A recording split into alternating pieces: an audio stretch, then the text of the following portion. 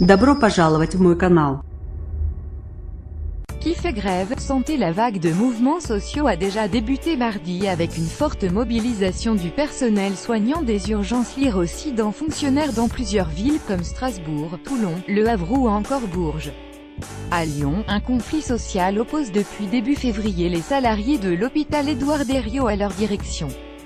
Cette contestation doit se poursuivre dès jeudi avec la mobilisation des infirmiers et des soignants mais aussi agents administratifs qui dénonceront le malaise régnant dans les hôpitaux publics.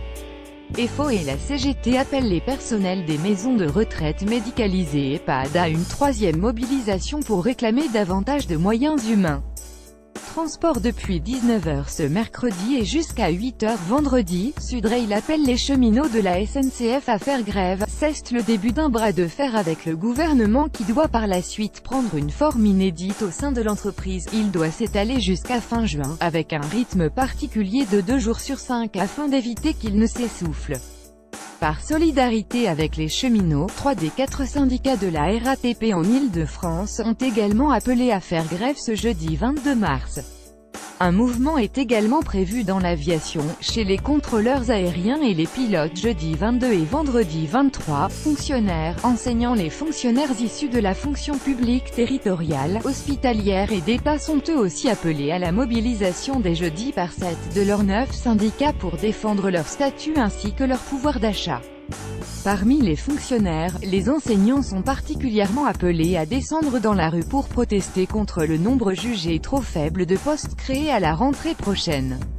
Pourquoi les grèves? Les mobilisations du personnel hospitalier, des cheminots et des fonctionnaires ont toutes pour point commun d'être tournées contre la politique du gouvernement actuel. Aux urgences, la dégradation progressive des conditions de travail est le principal motif du mécontentement.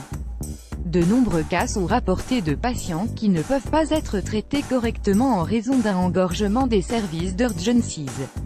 Les grévistes réclament donc plus du renfort pour remédier à cette situation. Par ailleurs, ils protestent contre une réduction de leur pouvoir d'achat. Sur le rail, les grèves tournant ont pour but de contrer la réforme de la SNCF portée depuis le début par le gouvernement. Les syndicats des cheminots s'inquiètent en effet de l'abandon envisagé de leur statut, tel qu'il a été préconisé par le rapport Spinetta. Mais ils redoutent aussi que les petites lignes ne pâtissent à terme de la réforme, ainsi que l'ouverture à la concurrence, qui pourrait à terme menacer leur emploi.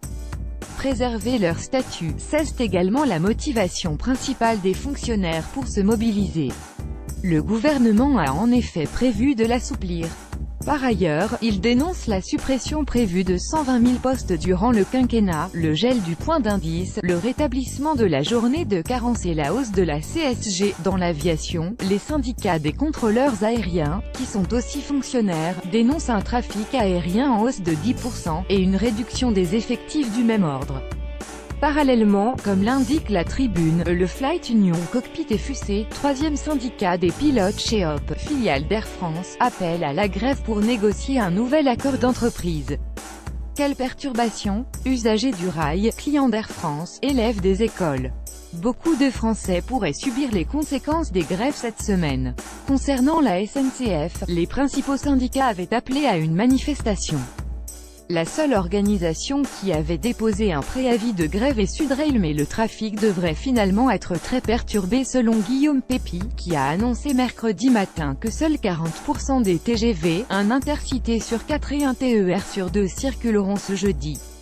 Si vous devez vous rendre dans la capitale, les métros, bus, trams et une partie des RER A et B seront probablement perturbés, mais selon la loi de 2007, un service minimum devra être assuré aux heures de pointe. Si vous devez prendre l'avion, les perturbations pourraient être plus importantes, du fait de la grève combinée des contrôleurs aériens et de certains pilotes. Air France n'a pas encore communiqué de chiffres sur le nombre de vols concernés. En raison du mouvement des contrôleurs aériens, il est possible que d'autres compagnies soient touchées par le mouvement.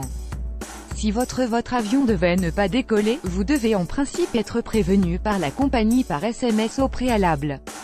Vous pouvez également obtenir des informations en entrant votre numéro de vol sur le site web d'Air France.